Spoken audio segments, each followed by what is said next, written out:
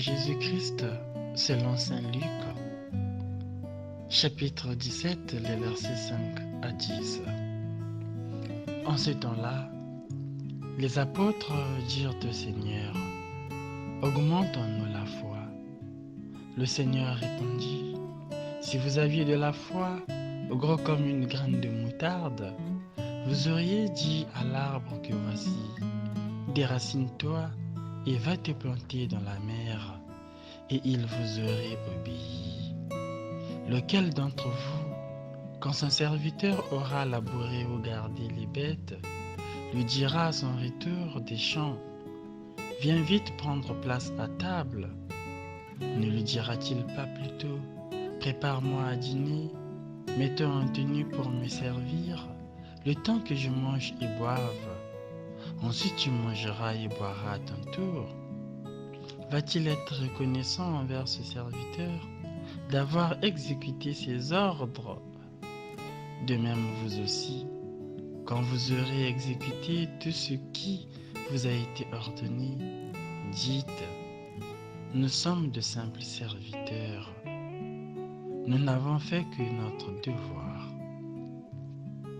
Acclamons la parole de Dieu. Louange à toi, Seigneur Jésus.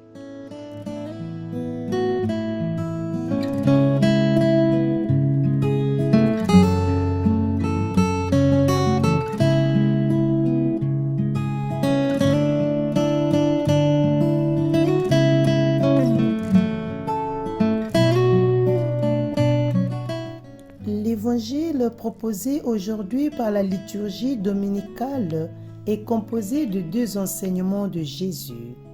Le premier sur la foi et le second sur le service. S'agissant de la foi, quel degré de foi devons-nous avoir?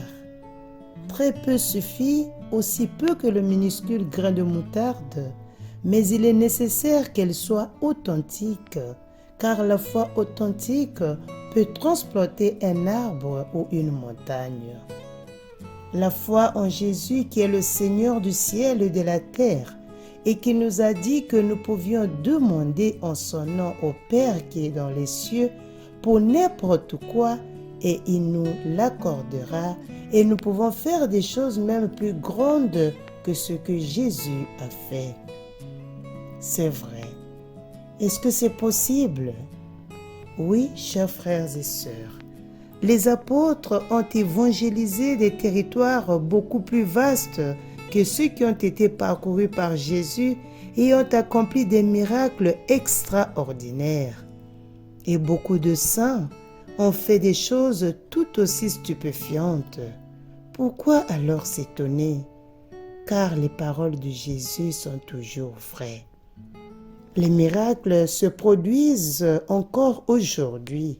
Le problème, c'est nous qui nous sommes laissés infecter par ce monde scientiste, qui pense tout savoir et tout résoudre, et qui en fait a perdu sa boussole d'orientation et ne sait plus où il va.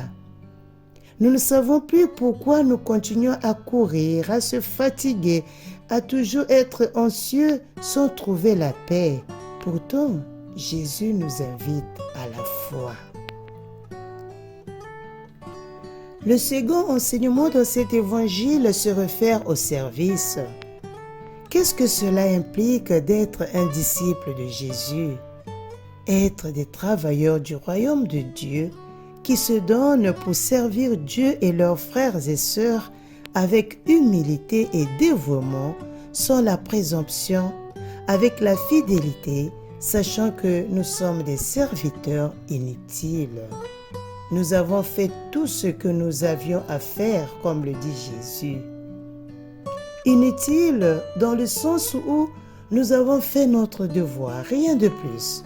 Et également, nous sommes conscients que sans la grâce de Dieu, toutes nos œuvres seraient réellement inefficaces. Mais en collaborant avec lui, chaque action devient une nouvelle et belle réalité.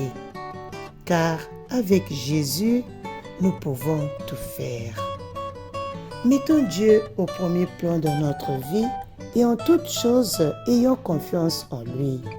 Quand nous ne comprenons plus rien autour de nous, disons au Seigneur avec foi, « Mon Dieu, avec ton aide, je ferai ma part, et je sais que tu t'occuperas de tout le reste. » Bon dimanche à tous.